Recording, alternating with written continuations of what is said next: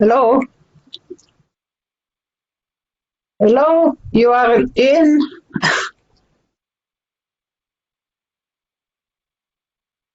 There was a question about whether the panelists should be on a different level, but I don't think that is the problem. Laura, I see you. Peter, I see you. Fine. Oh, yes, you hear me. You should not be seeing me actually at this moment, at this very moment. You That should is see Laura. that I am. Okay. What about Bert? Bert was wrote me that he's on. Bert, are you there? Patricia is already there. Okay. Shall we try and share our presentation Hi, Nicoletta. for a sec? Hi.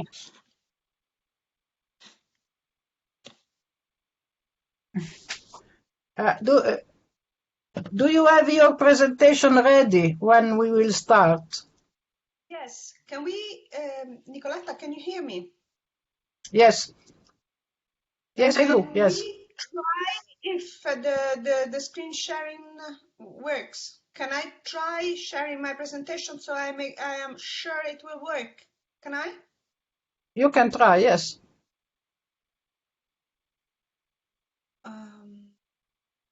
Okay.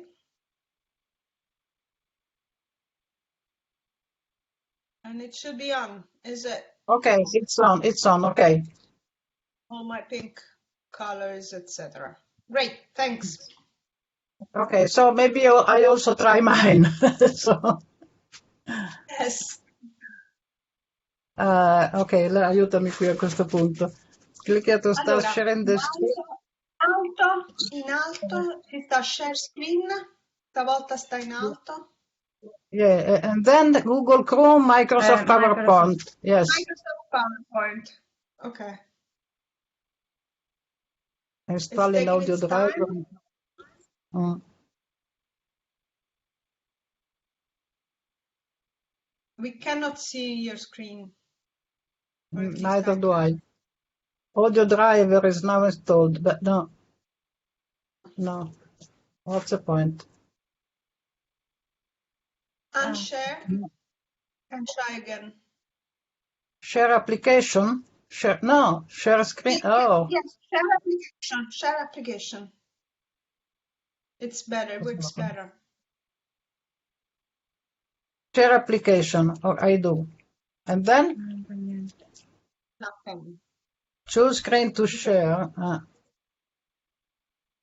Ma devo aprire qua forse. Devi Ok, avere, ecco qui. There it is. ok. Let me, okay, so what should I do now? Now, Go back? No. well, you can leave it on. You can leave it on, but you should tell Yeah. it. Yes. Okay. Go on presentation mode.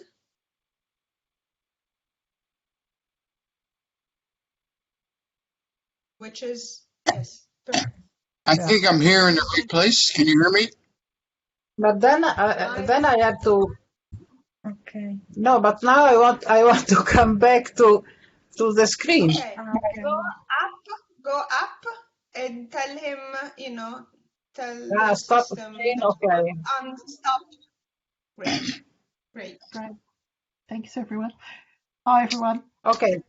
Now I hope I will be able to deal with that. Patricia, where are you? Hi there. Can you see me now? Yeah. So could I also just have a quick go to see that the screen share will work, please? And we do have a moment to do that. Are you happy for me to just check that the screen share works? Yes. Thank you. I'll just do that now. Hi, it's Bert. Can you hear me? Just to check.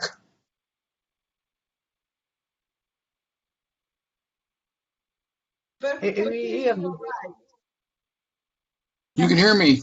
Good. Okay, fine. Just checking. Okay. This is up to you. You again. And then That's good. sharing. Yes. It works. Beautiful. Thank you. Bert, do you want to try as well? Why not? I try and practice. Let's try it.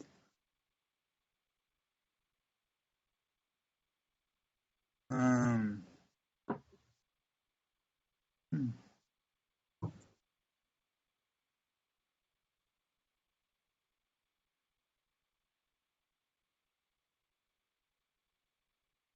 Of course, what I'm looking for, I don't see PowerPoint. How can it not be there? Peter, you are saying we are not hearing you.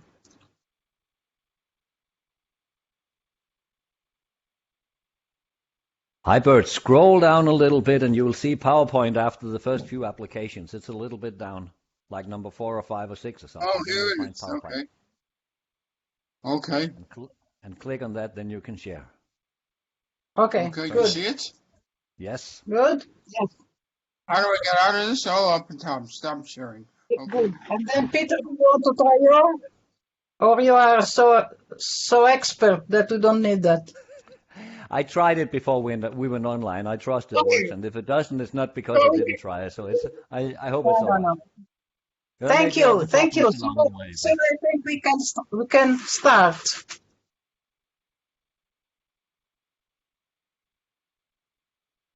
I would like to speak. I would like to start, but I don't know how to make myself in più grande, greater. No? We can see you all right. How do I put myself on the great screen? You are. Are you? Well, You you are. are You for are. us. You I are am? for us. It's you. Yes, you probably. Okay, don't see yourself. okay, no problem. I'm not for me, but doesn't matter. Okay, good afternoon, everybody, to this session. The session is about revisiting unintended consequences at the time of what works and theories of change. And I am pleased to welcome a lot of people who have been registered, but my co-panelists, who are Peter Dallin Larsen, Bert Perrin, Patricia Rogers, and Laura Tagle. All well known, I think, to the community of evaluators, and I will ask them to introduce themselves at the beginning of their session. Since the time is very tight, I have asked everybody to stay within 15 minutes. I hope they will do so, and I have attributed to myself 10 minutes. So I hope I will be able to stay within this. Now, just a moment, I will try to find my way. Okay. Però aspetta che devo tornare su.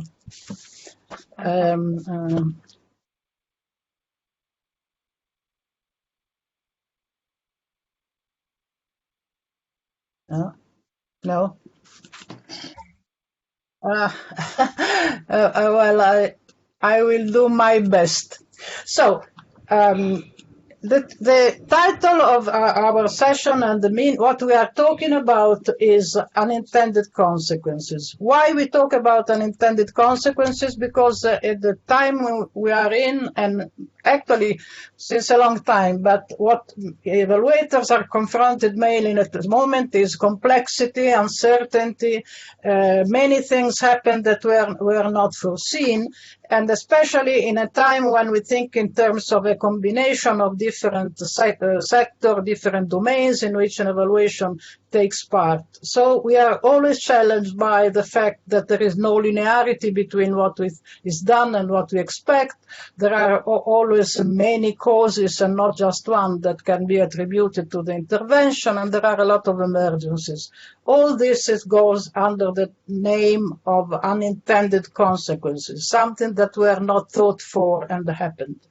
And so what are the remedies about this? How do we deal with that? There are two possible ways of dealing with this. One is working at the level of the theories. And there is a lot about theories of change, how they should be, how they should evolve, what they should include. And the panelists later on will talk about this a lot. And there is another way, which I am more suggesting that we should do, that it is taking this case from the point of view of change. How do we think about change? And I think we can think about change in two ways. One is considering what is called voluntaristic change, which is the intended.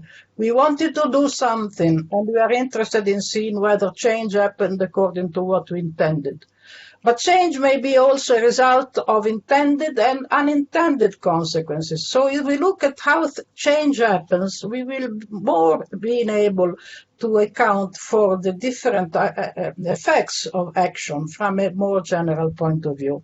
But all the problem lies in this idea of unintended. What is exactly that we mean by intended, intentional? There are two dimensions, and evaluators, and they are often confused with that. And the reason of this confusion is the reason for the fact that unintended consequences are usually considered negative consequences. My point is that they may be also positive. And I'm all working for showing that unintended can be good, and can be desirable, and we actually, through being able to understand what unintended consequences are, we may be more able to account for change. So there are two dimensions that are present in this idea of intention. One is anticipated or unanticipated. We expected something that did not happen. But the other is combined with that, which is desired. We expected something because we desired it. And what happens was something that we did not desire, and that's failure. That's a perverse effect. That effect that something happened which we did not want it. But if you look at from this point of view at this table, you will understand that there are not only two possible situations, success or failure. Success more or less, failure more or less, success for whom and failure for whom, etc. So these are the two main points of the curriculum, of the continuum. But there are situations that have been studied and which are important for us, that are the other two boxes. I will talk immediately of lesser evil because this is something that has been raised recently in an interesting article that also appeared on evaluation, but is an old thing that Merton, who is a great author who dealt with these things earlier, always talk. We not only anticipate good things that we want to reach, we can also anticipate things that we want to avoid, or things that we know that may happen and we are unable to avoid, but we already know it. And this is all to do with the problem of risk. We know that something may be... I'm sorry. Nicoletta, I'm sorry. Please move one slide forward where you have the table so we can see the table. Thank you. I am seeing the table. That's a point. I'm seeing the table as well, Nicoletta. I can. This is people. Do you? I'm sorry. On which slide should presentation be right now? Because we see second slide. This is third. I am seeing the third slide on the screen. It is the third slide. Can you see it now? No. Are you using? Are you sharing Ekran or are you using app, PowerPoint app? Because maybe it will be better if you use presentation within BlueJeans app.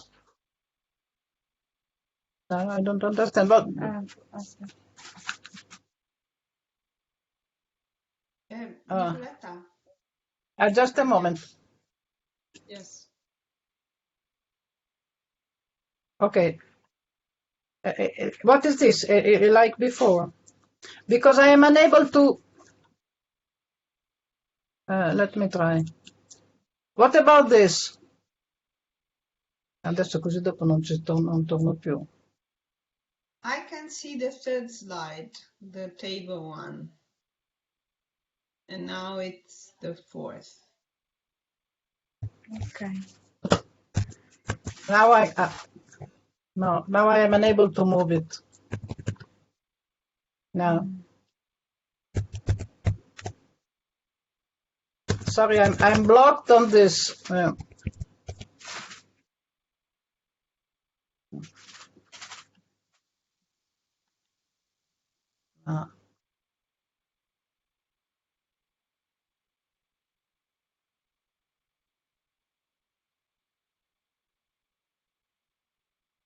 you want to try sharing again? Yep. What about now? Can you see it now? Yes, and they're all Yeah. moving nicely. Okay, so Yes. I was saying, can I just summarize? There are two dimensions of intentional. One is anticipated and the other is desired. And the two pole of the continuum are success or failure. But we can have something anticipated which we already know that will happen, even if it is undesired. But we can take up or we can take the risk because it is a lesser evil. This is something that has been raised by many people. But what I am really interested in are unanticipated and desired, because I think that we look for things for change, and it is not always that things happen and there are good results when we anticipate something that we want, which is intention. But good things, changes can happen when we're not forecasted, and they may show creativity in people, abilities to cope for new problems. And so this is what Hirschman calls blessing in disguise, which is something that should be very helpful to us for dealing with unintended. So my point is that unintended can be positive. So if we look from, there are these two perspectives. Now I shall go quickly. If you look from a point of the theory of change, the theory of change is the hypothesis about an intervention should work. So it's based on effects that are intentional, anticipated, and positive. And then you can think about how make a robust theory of change, or how a theory of change can be encompassing many things, etc. But their function is to test an hypothesis, and a hypothesis that a program should work in a certain way. Within this framework, unintended consequences are negative, is something that are not anticipated and perhaps not positive. And even if positive, there are some people who say that it may be just a chance and not something that we are interested in. I found a guideline by the World Bank saying that if you find positive things, we are not interested in serendipity. And so don't take account of it, which I think it's rather irrational. But if we look from the point of view of how change happens, then we know that there is, I take this definition by Poson that says that programs are a complex intervention introduced in complex social settings. But the fact is that we still evaluate programs, and we take into consideration complexity and multidimensionality. But what is interesting is that we start from how change happens in a constellation of events of which a program is a part. So we know that there can be intended and unintended, but we look for positive change, and we look for creativity and improvement, which is what was in the box of unintended and positive. So I think that appreciating positive unanticipated consequences is what we need for developing new strategies and future changes. But still we have problems, of course, because there are problems from the point of view of anticipated and problems from the point of view of desirable. From the point of view of anticipated, it's all the problem of how to deal with the theories of change. And I know that you will deal with that in the following your presentation. Bird says that sometimes it's better not to have a talk. Other people, Walter says an interesting idea that a theory of change following is to challenge program assumptions. So an idea of a dynamic that theories of change change during the course of the event. And from the point of view of desirable, of course, it is the most challenging because it's desirable for whom? There is this idea of public interest. In order to decide that an unintended consequences has been good and desirable and positive, of course, we have to develop a lot of skills from the point of view of evaluation and with whom to look at that. So my point, and I close here, my idea is there to raise the fact that the concept of unintentional is, of course, ambiguous, as Peter would say, and I have tried to look inside the elements that constitute this ambiguity to find out something that can be positive, because my point is that we should abandon this idea that unintended consequences are negative, and we should be open to what different value can have consequences that were not intended. So now I leave the floor to Peter. Thank you very much, Nicoletta. Thanks for organizing this session, and thanks for taking the initiative, and thanks for your stimulating introduction. Let me see if I can share my screen, where I'm going to show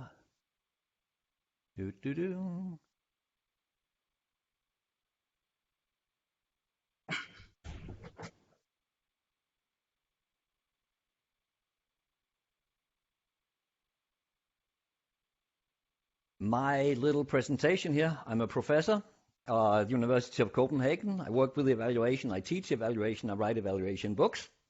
All right. My little presentation is called Why Not Unintended. I agree with Nicoletta, this is a very interesting theme. Of course, I agree that things happen that are positive or negative, sometimes not anticipated, sometimes not wanted, not sufficiently attended to. My question is unintended really the best term to capture these sometimes unpredictable but always interesting phenomena? In fact, I'm going to argue, one, the term unintended depends on an identification of something intended, because otherwise we logically can't say what unintended is. But that is quite problematic empirically and theoretically to find out what the intention was. It's not always evident. Secondly, I'm going to argue that the term unintended doesn't really address the significant political and socioeconomic ramifications of policies and all the complexities related to that, including also if the object of our observation is an evaluation system, a testing system, a monitoring system, etc. And finally, I'm going to argue that we do have alternative and more interesting concepts as compared to this unintended thing. Okay, argument one. How do we know what is intended? Because we need to know that to claim that something is unintended. This is logical. Of course, it is a question, as Nicoletta has already foreshadowed, whose intentions count? Would we count only the official intentions behind some policy architect or behind some kind of political coalition who has decided that a new policy is to take place? Sometimes a coalition, for instance, consists of different parties with different views, and they have different motivations behind a particular policy or program. So whose of those intentions actually count? How coherent do they have to be? How rational and coherent do we expect policymakers and policy architects to be? What if they are halfway rational, halfway explicit? At which point in time do the intentions count? I think this is really important. If we go back to, let's say, the original intentions, how long time do we go back to find these original intentions? With learning processes, with systemic change? What about mission drift in large complex systems? I would argue that it's actually not always easy and clear at which point in time you go back to which intentions. The reason being that when people are encountering new programs and new policies, they also make up new plans, they combine it with new interests, they find new opportunities, and they also invent new intentions. Finally, I would argue that we can either assume intentions or we can actually empirically demonstrate them. From political science, we know that it may be very difficult to empirically demonstrate people's intentions because we can't go inside their head to really detect the real intentions beneath the official political rhetoric. So we can, of course, say only the official intentions count, but there may be underlying intentions which are much more important and much more driving policies. So my argument is that evaluators too often assume solidarity with an imagined, original, rational, benevolent policy architect, and we will all say, yes, we have these intentions, which in fact is problematic both theoretically and empirically. Secondly, I often find in my work that when policymakers say that something is unintended, they think that they can get away with just having good intentions. And then they will claim, oh, yes, we know there are these unintended effects, but that's really not what we meant with this policy. So they are trying to remain as innocent as they can with respect to the unintended consequences, simply by saying, no, you know, it's really unintended. Because in society, we usually have different moral evaluations, whether people wanted intentionally to do particular things, or it just sort of happened coincidentally. And I believe as an evaluator, I too often encounter policymakers who say, oh, yes, these unintended effects, it just happened by chance. It could not have been predicted. It isn't really our fault. It was just a complicated thing that really happened. I think that we should, as evaluators, not fall into, and we shouldn't buy into that rhetoric. Just because policymakers sometimes don't feel they want to take responsibility for unintended effects, and maybe they even don't want to talk about them, I don't think that unintended is the best term that captures these complications, because they are as real can be, even if they were unintended. For example, if you design a publicly available performance scheme with comparative data for schools, there will be consequences for the relations between schools and the relations between school principals and teachers. I don't think we just say, oh, that was really not easy to predict. We're really surprised, and I can really assure you this was purely unintended. If you follow this old Roman rule, I'm saying this to Nicoletta also, that you rule and divide, then it can clearly have social consequences what kind of system you set up among people, and I don't think it is sufficient to understand these consequences just in terms of their unintendedness. But we do have alternatives. We can talk about dynamic effects, emergent effects, complex effects, interactive effects, socially constructed effects of policies and of evaluation systems without falling back to discussing whether they're intended or not. We can simply study them as dynamic, emergent, complex, interactive, socially constructed, etc. I have also in some of my writings offered that suggested we could call them constitutive effects. Constitutive effects are ways that reality is shaped through the interaction of people in and around a program and a policy. And we don't have to study these effects only in terms of whether they were intended or not. The shaping of reality may be very, very real, regardless of intentions. We can see constitutive effects in the content of the work. For instance, in teaching, you teach to the test. We can see constitutive effects in changing social relations. We can see it in terms of timing and deadlines, when things need to be done in policies and programs. And we can see the effects also on concepts and worldviews, because people start to often very much think in terms of the way that they are measured. And I believe that these constitutive effects can be studied, as I said, without committing ourselves to a strong distinction between either they were intended or they were not intended. We can also, in the long run, develop program theories that show how several program theories interact and show positive and negative effects for diverse stakeholders, rather than having this one overall day and night, whether really Manichaean view of it's either intended or it's unintended. I think it can be intended in some program theories, not in others. It can be positive for some, negative for some, anticipated or not anticipated. We can have a more nuanced and more flexible view if we allow program theories to deal with that.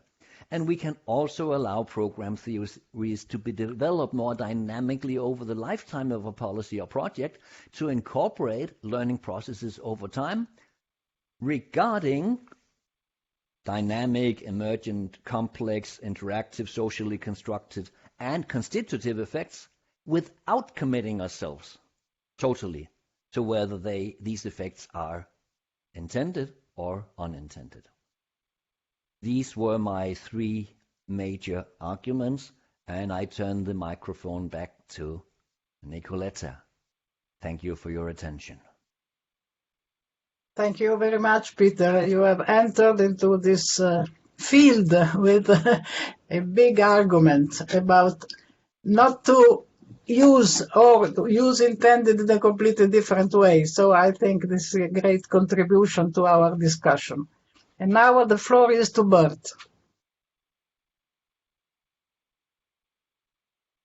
Bert, you should unmute you.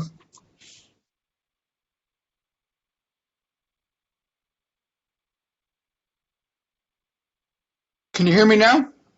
Yes, now we do. Oh, I think I'm just trying to find my PowerPoint. Introduce yourself. Okay.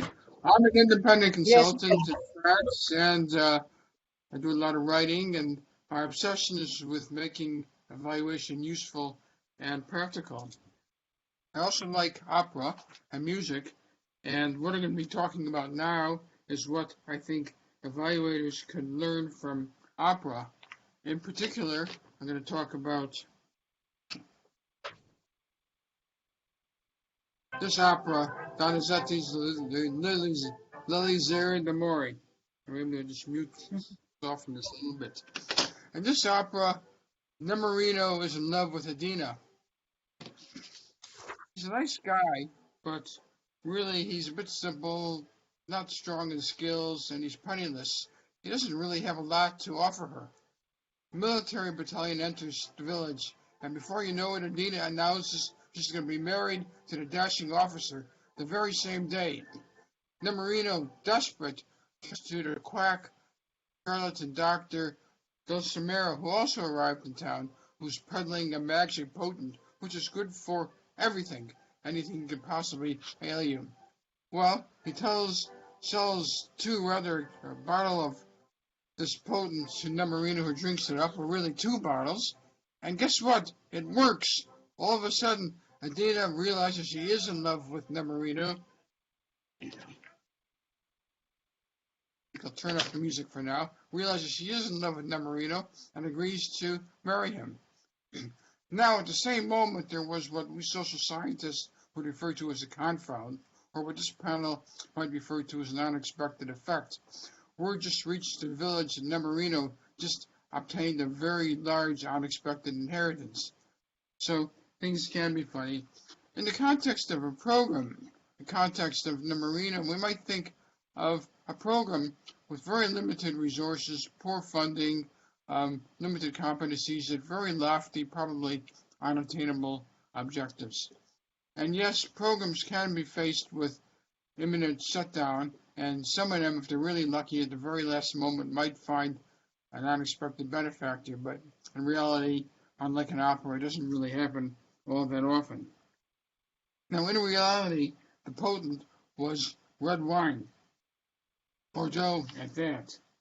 Now, red wine, in the right circumstances, the right quantity, can certainly be good for all sorts of things, and perhaps for affairs of the hearts, although I think, in general, much better when shared with the object of one's desire, rather than quaffed entirely by oneself, as in Nemorino's case, what we might refer to in our context as a participatory approach.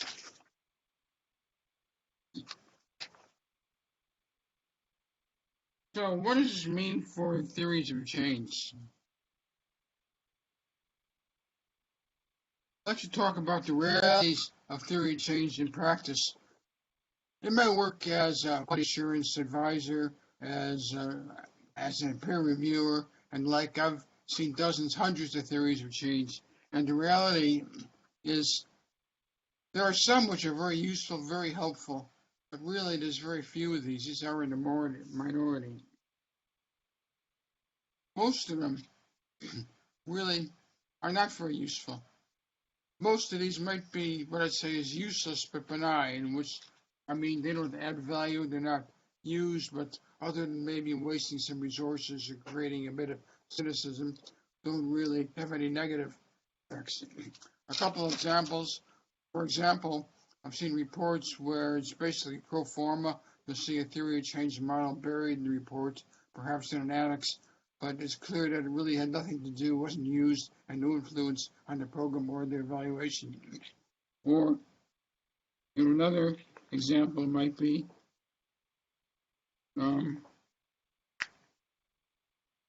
where it's,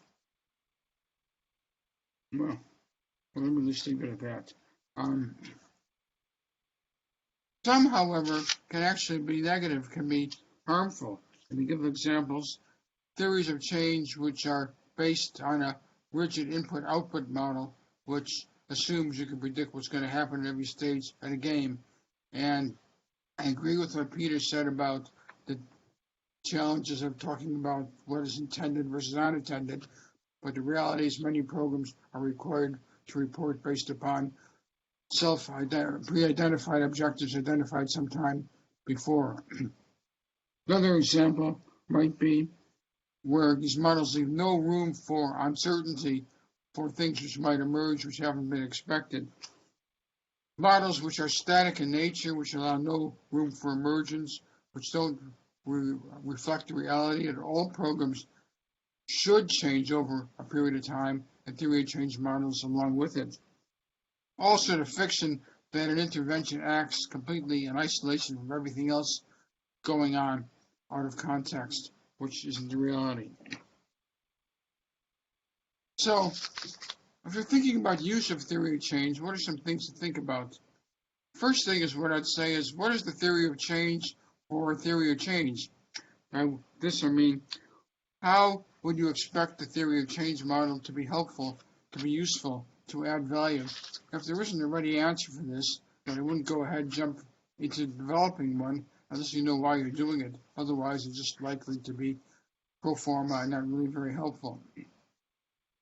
Other thing which is helpful is to start at the right end, the far end of the results chain with the desired impacts, rather than, as is most commonly the case with intervention.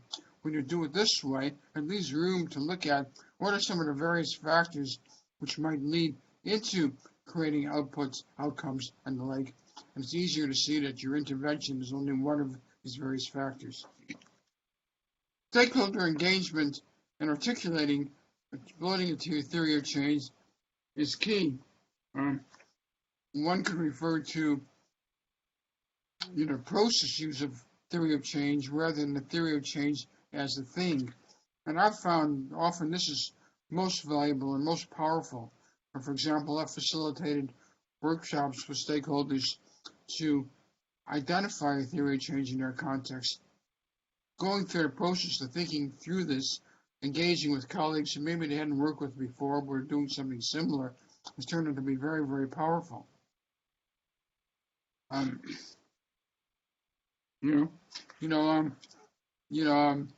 Don't drink the wine all by yourself, as I say. Engage with others. Shared perspective can be very helpful. Theory of change can be narratives. We often forget about this, as well as diagrams.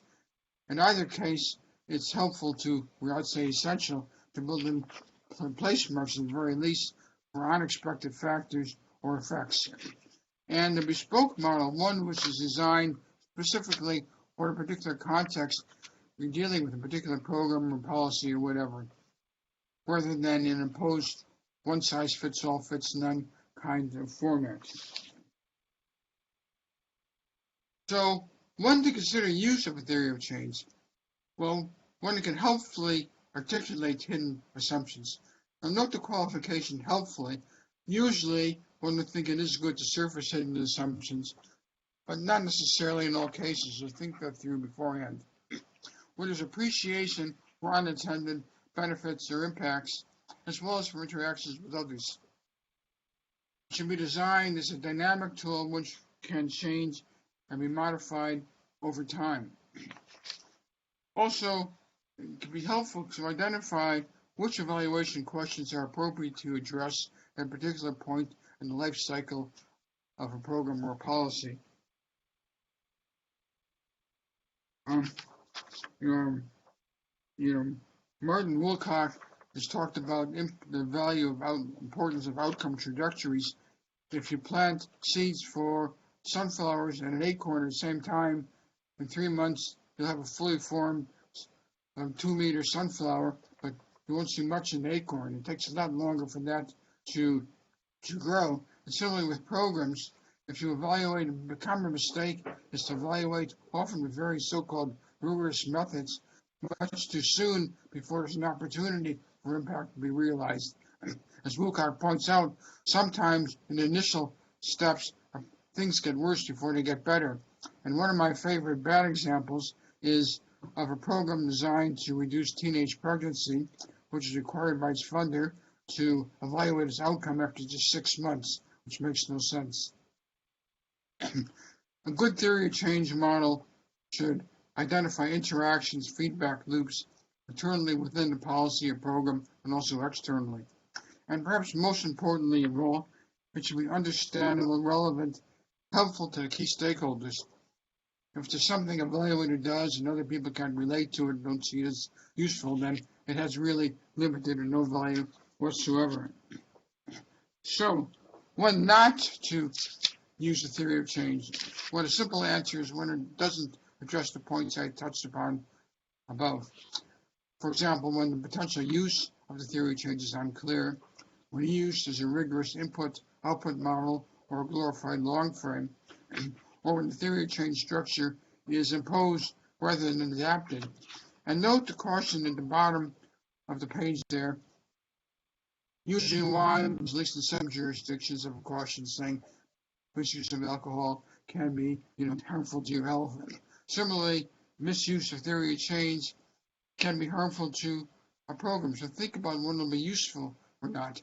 I should say, this made me sound very critical about theories of change, but I've long been a user and a supporter of theories of change, advocating that others should use these themselves. So it really depends on the situation and what would be most useful.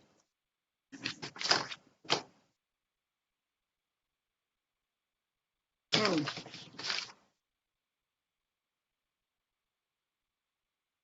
to conclude, like red wine, theories of change always, but are not always useful or desirable. With the right approach to a theory of change, it potentially can be a useful tool in some situations and can increase openness to unexpected events. But it's not guaranteed.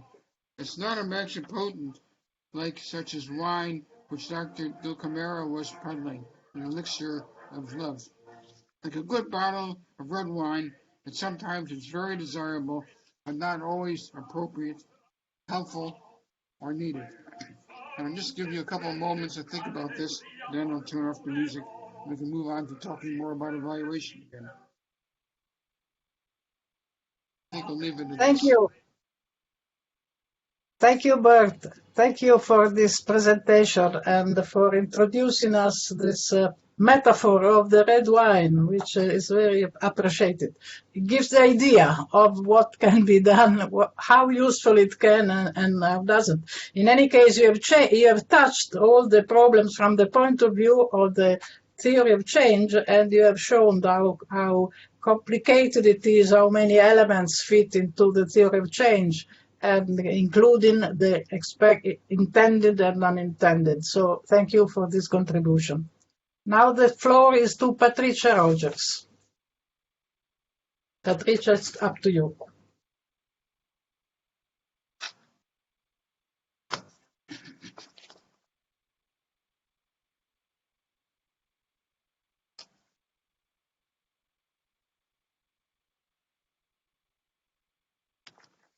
How's that for you? Can you all see that? Yes. Great, thank you.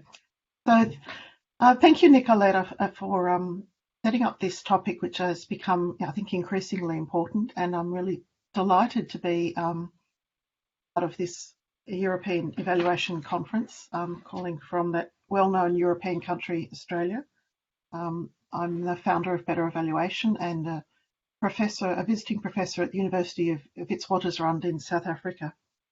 I'd like to start with an acknowledgement of country. This is the forests near where I live on the edge of Melbourne, and I'd like to acknowledge the Wurundjeri people of the Kulin Nation, the traditional custodians of the lands I'm speaking to you from today, and pay my respects to elders past, present and emerging. And I would also like to acknowledge the traditional custodians of the lands on which each of you are living, learning and working from today. When we started out this session, we were planning this quite some time ago. We were talking very generally about unintended outcomes, and since then a lot of my work has been focused around the Footprint Evaluation Initiative with my colleagues Andy Rowe, Jane Davidson, Dugan Fraser, around the need to address the pressing issues of our time, the environmental crisis that we're faced with, and issues around equity which are interconnected with that. Sorry? So the footprint evaluation has become, sorry, is that not working? So the footprint evaluations, I think, given some real impetus to this, and this is where we're saying what we need is for all the programs that are being evaluated to consider the environmental impacts, and that, as Peter was saying, it's no longer enough to say that programs which are causing environmental harm can be claimed to be innocent of that, if it's not related to their intended outcomes, that we can't give a free pass to this. So how do we practically pay attention to the environmental impacts? And I was reminded from Nicoletta as well that environmental impacts of our programs are not always negative. We often talk about the problems they cause through emissions, greenhouse gas emissions, or through plastic pollution or effects on biodiversity. Sometimes the environmental impacts are positive. They're bonuses. So, for example, when we looked at how you might evaluate a prison reform program that's trying to reduce recidivism and reduce crime, one of the benefits is you don't have to build as many prisons which have negative environmental impacts. So in that case, paying attention to unintended environmental impacts shows a greater net benefit of the program.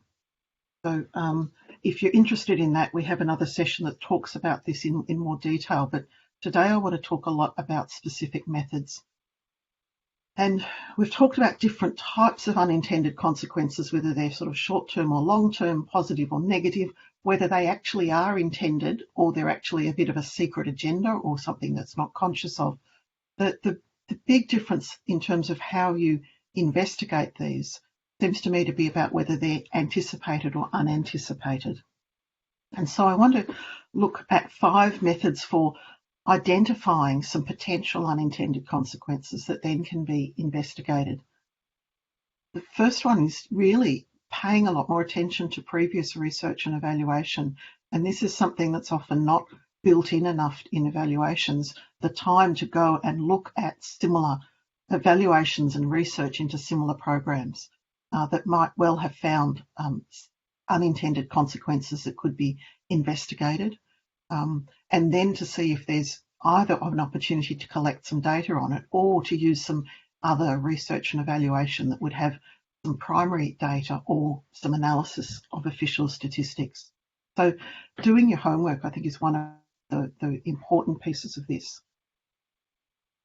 Second is the key informant interviews, where evaluators, particularly those who are not very knowledgeable about a sector, can identify key people to identify and advance some possible unintended outcomes based on, again, experience with or knowledge of similar programs. And this is where program critics can be especially helpful, who are perhaps very aware of potential risks that might come out of it. So that would help you in identifying potential unintended outcomes. The third method to use is something Carol Weiss developed, which is called negative program theory. Picks up Bert's discussion about theories of change.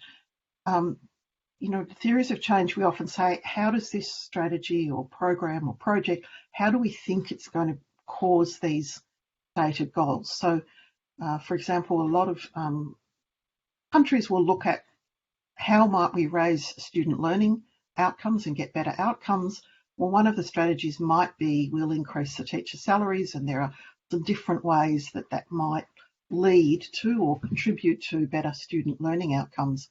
So what negative program theory does is it flips it and says, well, how could having increased teacher salaries actually lead to worse student learning outcomes, and what are some of the pathways by which that might work, and what are the contexts in which that might lead to that outcome. So, for example, one of the ways in which increasing teacher salaries might lead to worse outcomes is that it actually reduces the money that's available for other educational needs. So that within a context of a fixed budget, if more is going into teacher salaries, then less is available to go into buying school books or improving classrooms or having reasonable class sizes. So within a context, you can see negative outcomes.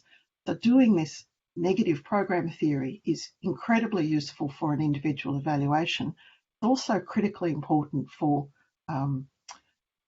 doing a synthesis of evidence, because you can start to then see not just what works, do teacher salaries work to produce better student learning outcomes, but what are the contexts in which they lead to better student outcomes and the contexts in which they lead to worse outcomes. So negative program theory can just involve flipping the intended outcome to the reverse, or it could be a different type of outcome, perhaps in a different domain. But the issue here is to really think about what's the pathway, what are the mechanisms, the causal mechanisms by which you might find that, and what are the contexts in which that would happen.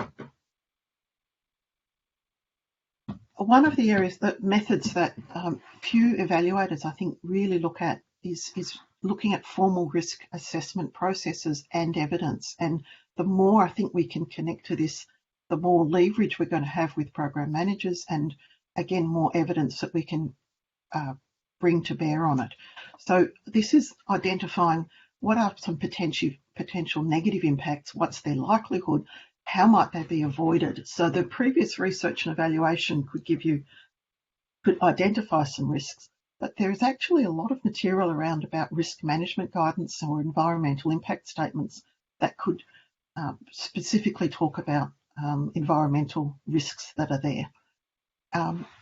Existing data on monitoring or incident reports can provide data about whether they're happening and what guidance there should be in terms of appropriate risk mitigation strategies and whether these are being implemented. So let me walk you through an example of this. We contributed to an evaluation which was of a national private sector development policy, including focus on developing new business or industrial parks.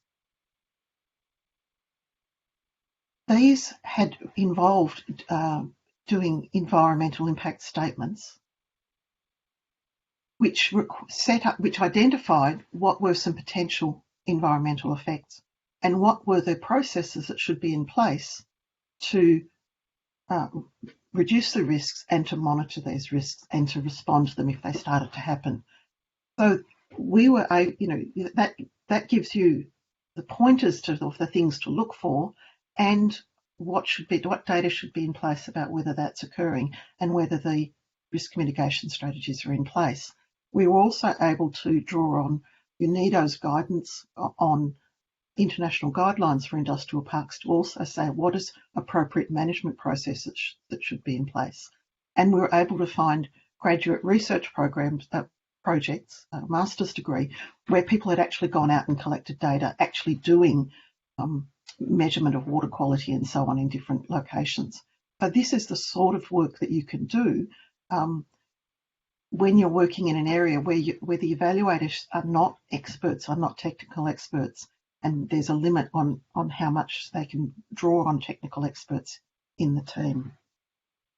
The other way that you can identify negative outcomes is De Bono's 6 hats thinking. The black hat that a lot of people want to wear is the risk management hat, to identify some ways in which things might not work as intended, whether that's positive results not occurring or negative results occurring. So that's all about anticipating the effects. But one of the things you also need to do is to be able to pay attention to unintended consequences that are not anticipated. And so some of the strategies that can be used there is having a system for unusual events reporting, whatever that might be, whether it's a weekly debrief or a logging of things, so that where unforeseen evidence, incidents or outcomes happen, that they're recorded, and that can be built up to start to pay attention to it. You can use stories of change, which is the narrative component of most significant change approach. Again, it gives people an opportunity to talk about things happening that were not anticipated at all. And the simple thing of putting open-ended questions on questionnaires and interviews. So these are really important things to do to complement the work to anticipate as many as you can, but also pay attention, find out about the ones you didn't anticipate. So there's more information on that on the Better Evaluation Knowledge platform. And particularly, we have a whole task around these strategies for identifying potential unintended results. So I'd be very keen to hear feedback from people on some of these methods and if they've got different methods to add to them. And now I'll hand back to you, Nicoletta.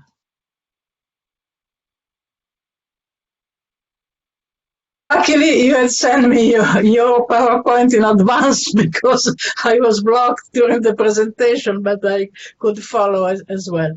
Thank you very much for this idea that this methodology, these skills that you have given us to how to deal with unintended in the most possible ways. And I appreciate very much all your ability to being able to face all the difficult situations we can be in and how to deal with that.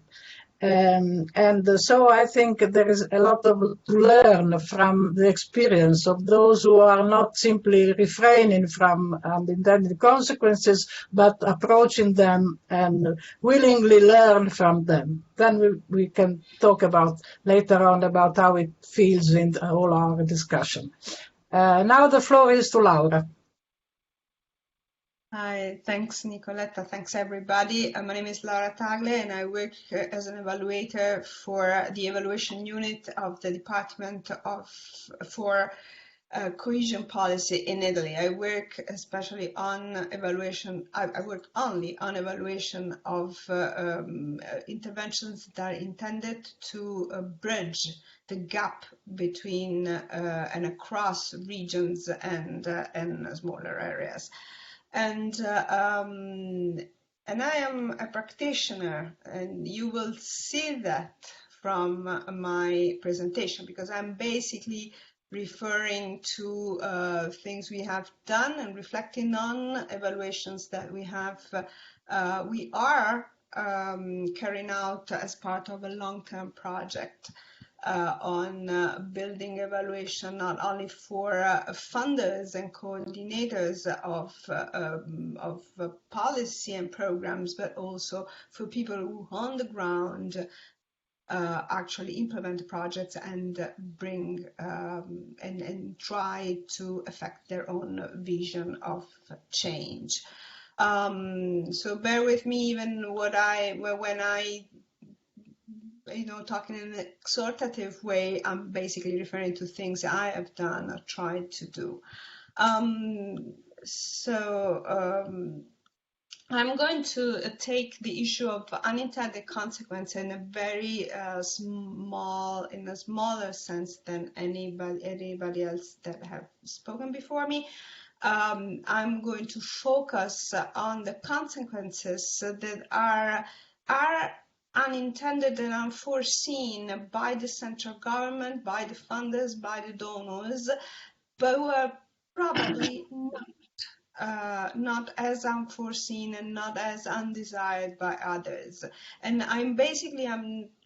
we try to take seriously the idea that projects, interventions, programs, policies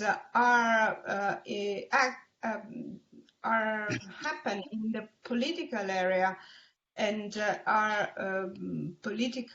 parts of the political dialogue and have multiple stakeholders.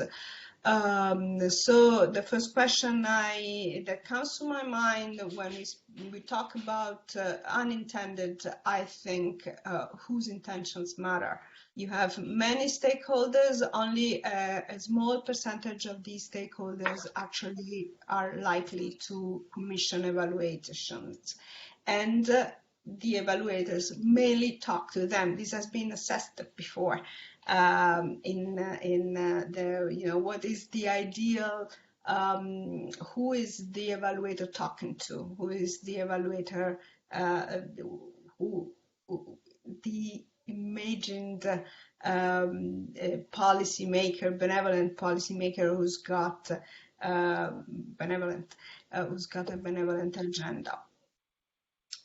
So we are basically trying to build evaluation approaches that would cater to the local agencies, to the groups and organizations that pursue their own strategy for change in a specific area, and who actually try to look for resources of all kinds, financial, organizational, human, and cognitive from other actors. I'm going to refer to elements distinction between the helpers and doers, which is not totally clear cut when you go and actually look at people in their day-to-day actions. All in all, you can say that the doers' actions matter, but the helpers' intention matter.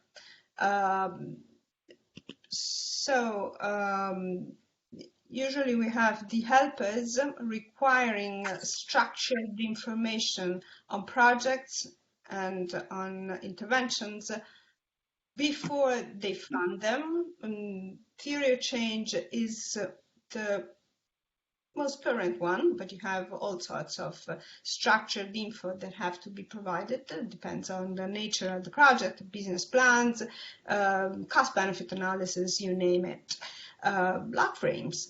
Then you have the monetary and expenditure data that have to be sent to given to the donors and funders, government agencies, and so on. And then the helpers often sometimes commission evaluations. All these data basically reflect the viewpoint need and information needs of just one group. What happens if you do this? Some things happen that are good, some things happen that are mixed, and some things happen that are bad. And some other are just waste of time. So I guess they're bad, but they don't add or detract from the action. One good thing is that the doers have the opportunity of learning how to present their actions, how to envisage their goals, how to see themselves and their actions from outside. They also have to adapt what they do to what the helpers request. And we have found this many times. This is a danger because you have mission drift.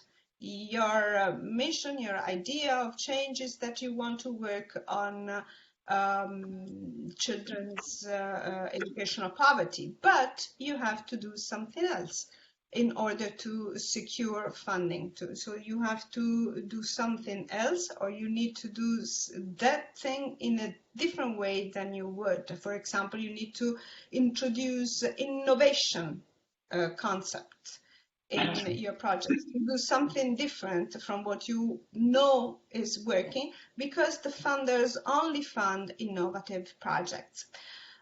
This can be good because it can push people to innovate. It can also detract from proven and working solutions. Doers second guess helpers' intentions and values, so they intentionally represent their organization and their goals in a way that is acceptable. I'm not saying they're lying, I mean, that's out of the scope of this presentation, but definitely that alters the information and the dialogue. They also try to tweak and adapt helpers' policies to fit their own change strategies. This is, for example, in one of the evaluations we did, the organization, the association that was working in a deprived area, it managed to secure funds for innovative projects against children's educational poverty, but it could definitely not secure in any way funding for its ongoing office, and it was a zero threshold office. Anybody could basically walk into somebody's home, which was at street level, ask for help in dealing with the school, with the principal, with the teachers, or with any other health-related or bureaucratic problem they might have. This was impossible to fund, so they basically they used a little bit of the time of the people they employed to actually do this, which was very valuable in their own strategy, in their own action in that area, but they had no way of funding otherwise. And this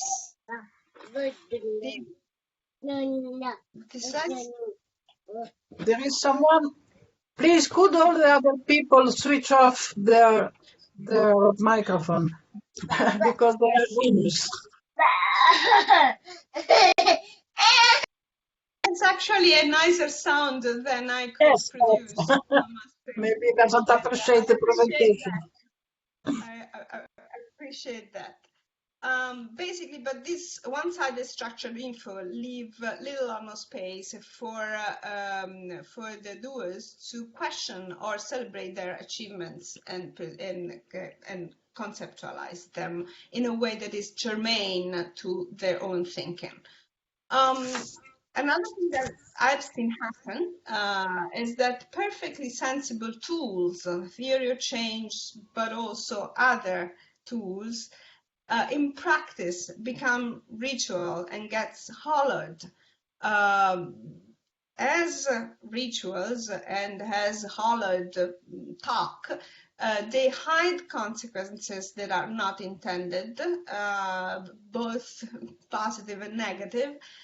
They bring people to misunderstand internal working of projects, overlook some of the consequences, and miss the complexity of doers' strategies because they narrow the area that can be expressed. Basically, by imposing too narrow ways and too ritualistic requests for structured info, helpers make the use of the resources they offer more difficult than they could be.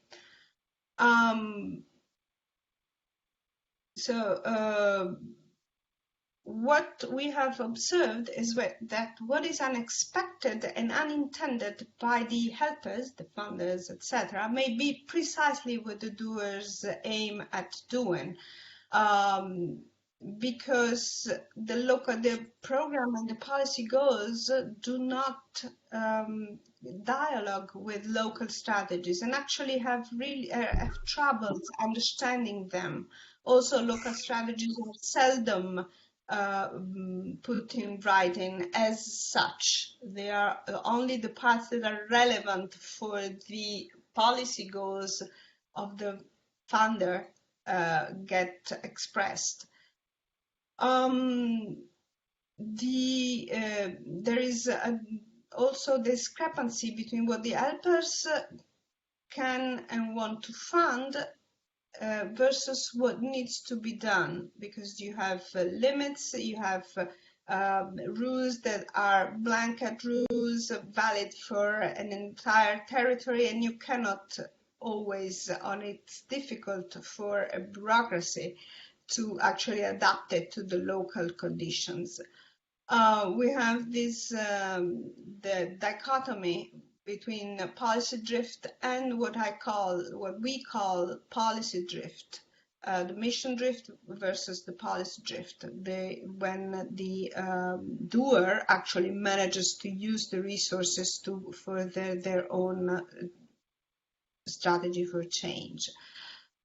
Basically, what local actors do is creatively mix and combine funding from various sources, and not necessarily they disclose openly to these sources what their strategies are. So how we try to make sense of what we observed? First, we tried to center evaluations around local actors' strategies, or at least shift a bit towards the doers' strategies, to recognize and support the strategies for change, the doers' strategy for change, to reconstruct and make explicit their strategies. This brought us to abandon or relent the program of project focus, and this has been said before and has been highlighted in the comments. All the talk on unintended consequences tends to bring the discourse to deal about affecting change in the real world, rather than checking whether program goals are achieved or not, and observe how interventions operate and interact in the area and the sector relevant for local actors. Basically what we did, and it can probably be done in many evaluations, is to consider the local actors, the doers, as evaluation clients on an equal footing as the helpers. Try to acquire their point of view, consider the goals as legitimate, and define the place and the sector. Observe the other basis of the strategies. Versus the administrative boundaries of policy constructs. What happened to us in doing this is that the evaluand became the helper's contribution to local actors' goals, not a program. And the type of interviews we were doing with doers were meant also to design evaluations, not only to extract data. We also have a practice of validating evaluation results with doers first before we go to the helpers, to the funders.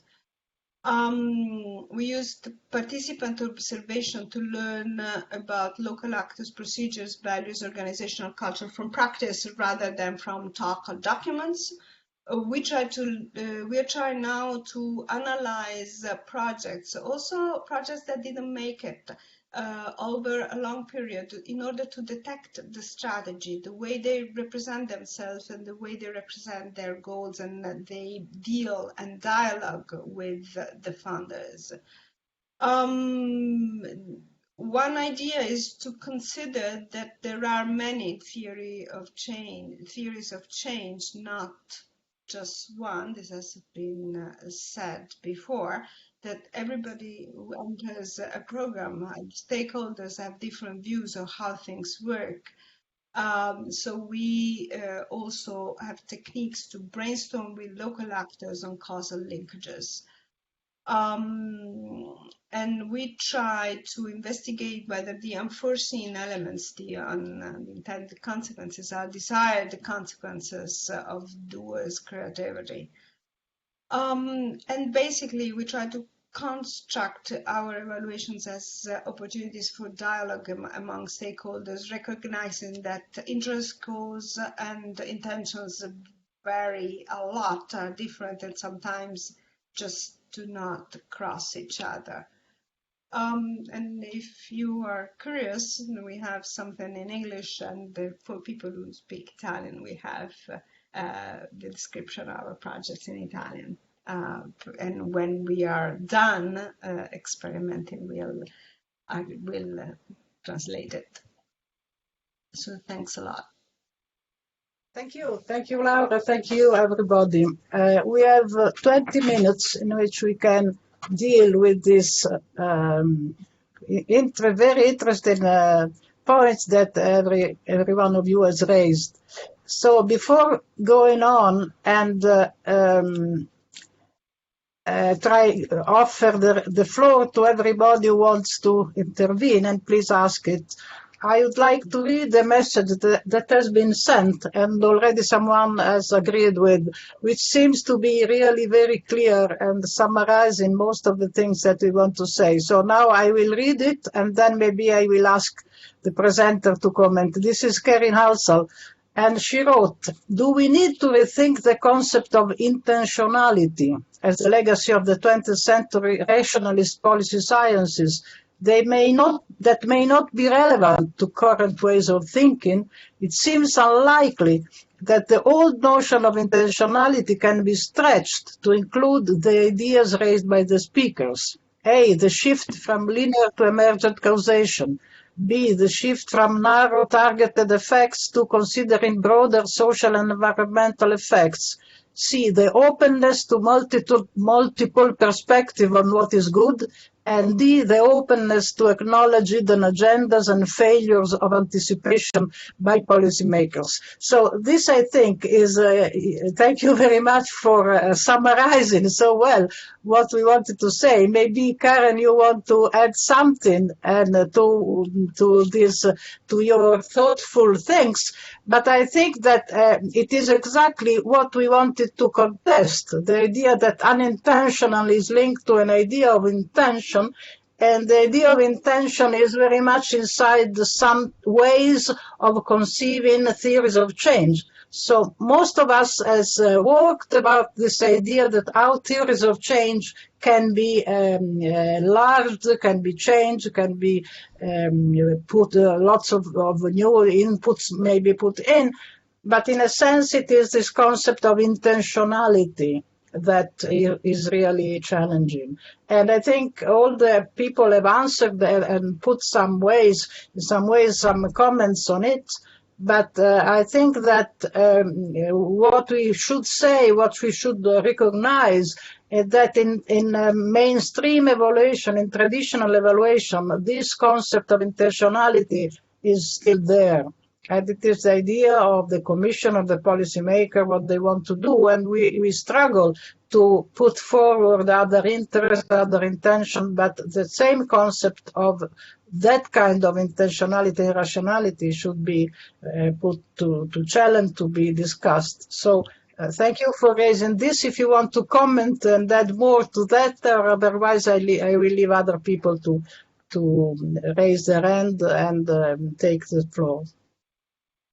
Well, I just wanted to add to that. I guess the reason why I wanted to put that in just from the notes that I was taking is that I think so much of this particular approach has been driven by that Herbert Simon Lasswell kind of thinking about rationality and policy development and become standardized in at least some of the Anglosphere countries in the way in which we deal with evaluation, and to what extent does it need to catch up with a lot of the changes in the philosophical underpinnings of that particular mode of doing government, while there's a push for more participatory and co-design and the like, it breaks open that assumption, and yet we have operationalized a lot of practices that derive from that way of thinking, for which its foundations are mostly broken now. And while we still want to do a lot of the things that have traditionally been done in that mode of thinking about intentionality, if the foundations are broken, we might need to rethink all the parts and fit them together differently. Thank you. Who else wants to intervene at this point? Please raise hands in some way. I don't see you. Patricia. Thank you. Yeah, I think Karen, you've really talked about, I think, a lot of the limits around this, framing it in terms of intentionality. And one of my responses is to say, look, actually, that's not it's not actually, should not be a constraint on the evaluations. You know, if you're doing an evaluation, you should say what have been the results, you know, should be the agenda. But I get a lot of pushback from particularly managers who feel they're being held accountable, that if they say, well, I should only be held accountable for my stated goals because it's not fair to judge me on other stuff. And it's this sort of, you know, it's that's the tension that I think the incentive structure of narrow results-based management actually gets to that point. I think that's, and I think ethically, and we can't allow that to continue. I mean, because of, yeah. Well,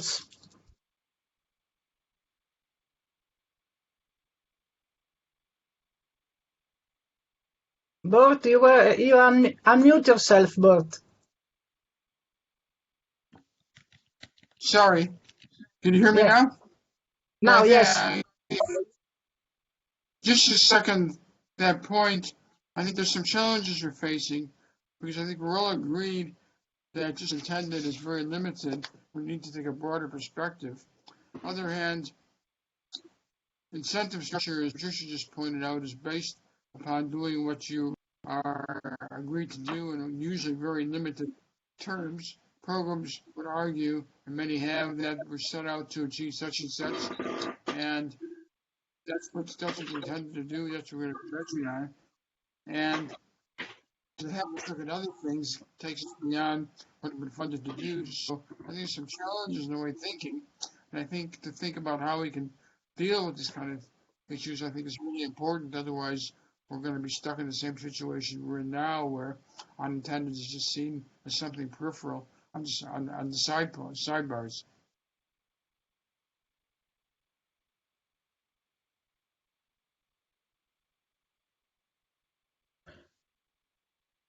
Laura? I'm actually having trouble listening because my computer has been frozen, so I've lost a lot of the comments. I'm sorry. So I'll just try to follow, and if there is a little time afterwards, I'll try to recover. Very sorry. Well, I want to answer something that was here on Peter says, the paradox is that we don't open up new theoretical thinking, just saying instead. And that's the point that Peter has raised, which is instead of saying unintentional, of saying constitutive or other concepts. And I think he's right.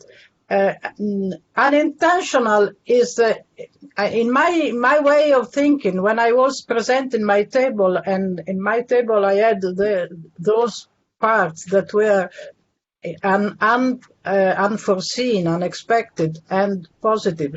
They were different concepts. And the different concepts are emerging, creative, blessing in disguise, whatever you want. So it was a way of being, a matter of being away from the idea of intention.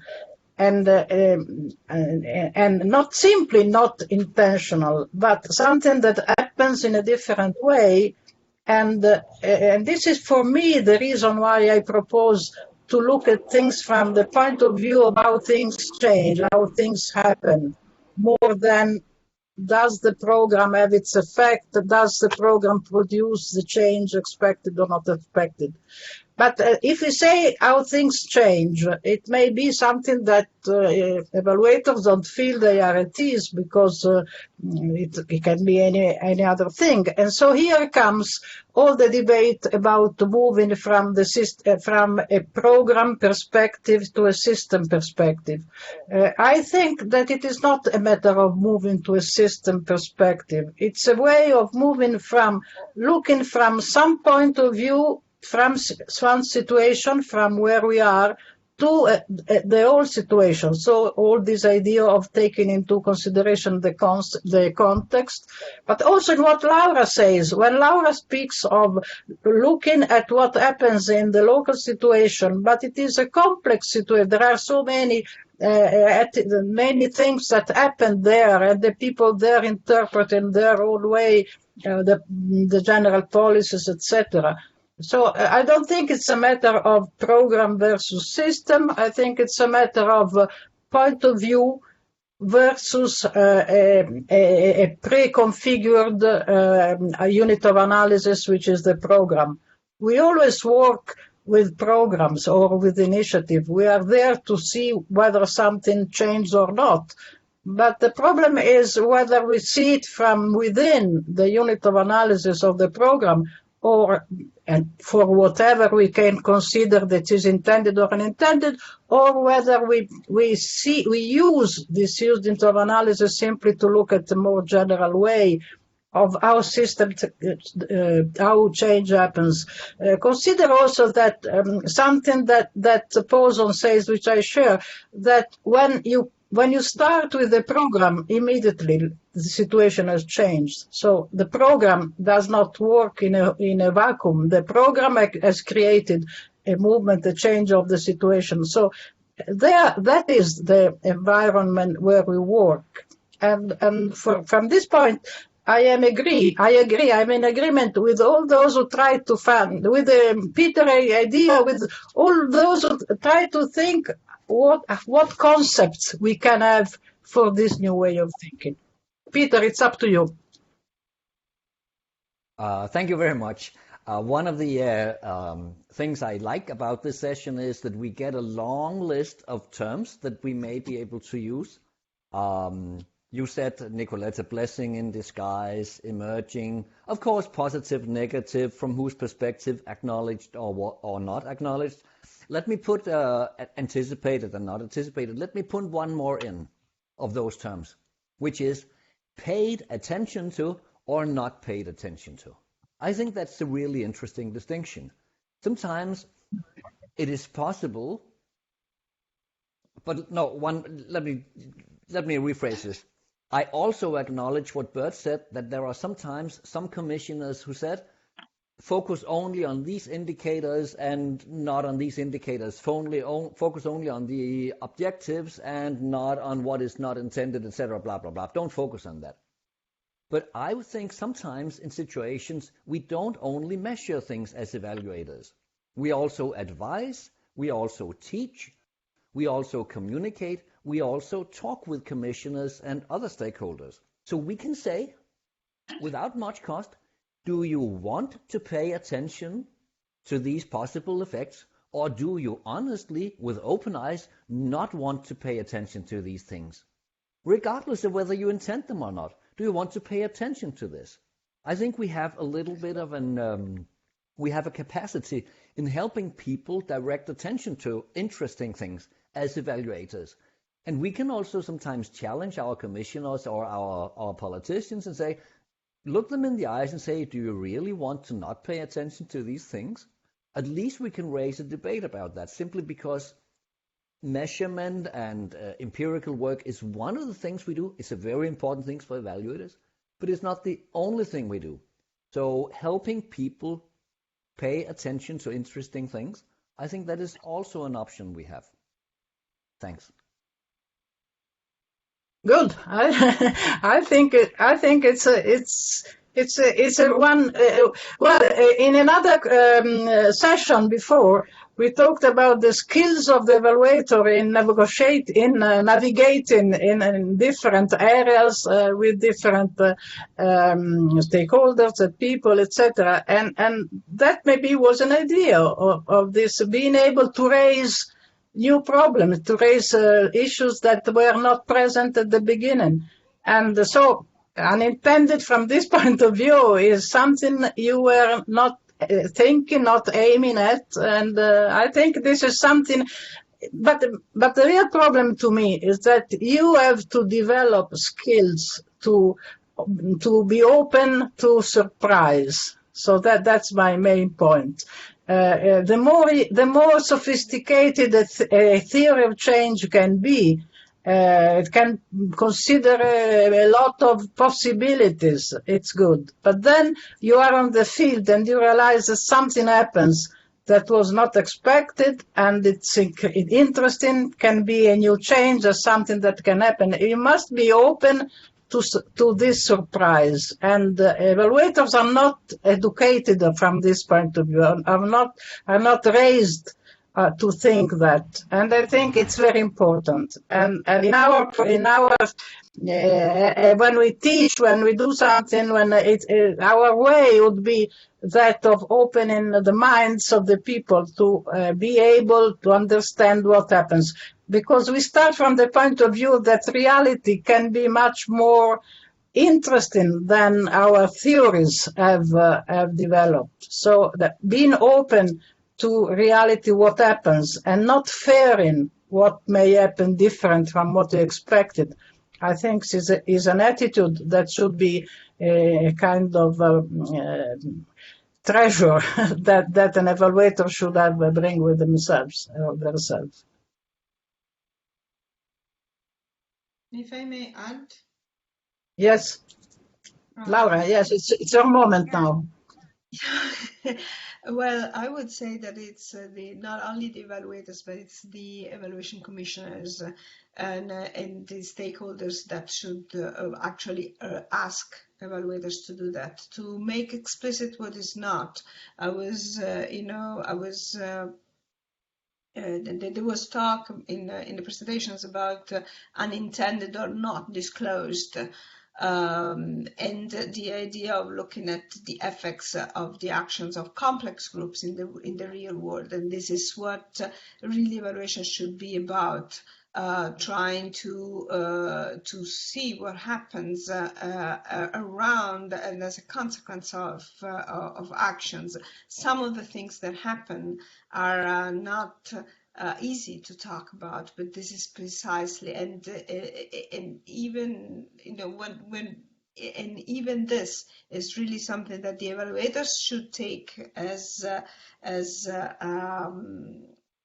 task, and hone our own skills to talk about this. But the policymakers at all levels should actually also, and the evaluation commissioners should actually really pay attention to that. And I work exactly in the middle between the evaluators and the evaluation commissioners, and this is really something that we should really work on. As Peter Larsen was saying a minute ago, we should teach and create the space to actually talk about the things that need to be talked about, even though it's difficult and nobody wants to hear them, because it's easy to act just ignoring a part of reality.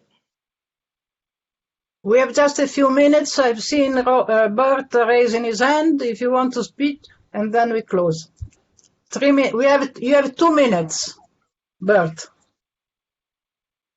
I think I already did speak. So you got me. Okay. Do you want to speak? I already did, so my hand is still. Okay. Oh, your hand is always there. Okay. So, is anybody wanted to raise something? It's we are just at the end of the session. If nobody has to say any more, I thank you. I thank everybody for contributing for this session that to me has been very interesting. You have added a lot to this topic, which will never end, because of course we are going to take it with us for a long time, but I think we have entered into some interesting aspects of our practice and also of our theory.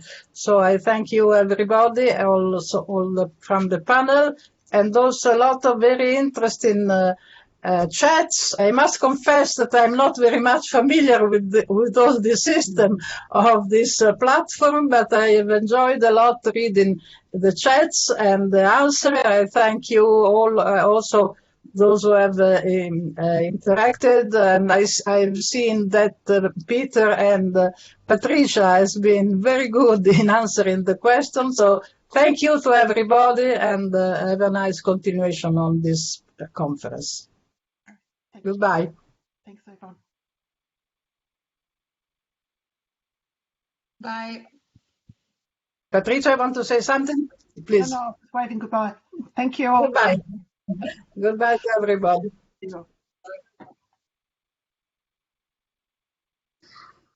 Chiudiamo. Mamma mia, che fatica. Questa volta è stato tremendo. Com'è andata? Più difficile del solito. Comunque sta andando abbastanza bene, mi sembra, l'intera conferenza. Che pensi?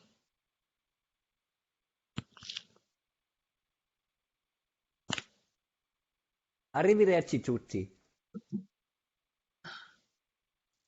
Ciao Laura, ciao Nicoletta, sono Michele, come state? Sto bene, ciao. Buona. Tu stai nella prossima sessione, no? No, noi sono venerdì prossimo, cioè venerdì tra 2 giorni, no, ma proprio tipo uno degli ultimi. Ok. We, Un bacio. we wrote an article with Michael Bamberger and another researcher, a professor from University of Boston University, about 4 years ago, on the limitations of RCT in detecting unintended outcomes or effects of interventions. And so we developed a little table that people could, while they're planning interventions or designing programs, take into account to kind of think about this and possibly monitor the occurrence or the likelihood that some of these unintended outcomes might materialize themselves during implementation. So I will share the articles with you guys, and then just maybe it will kind of, because I see there's a lot of interest around this issue, renewed interest almost, right? And this is great to see, yeah. So, and I see that Patricia has shared her PowerPoint presentation on LinkedIn.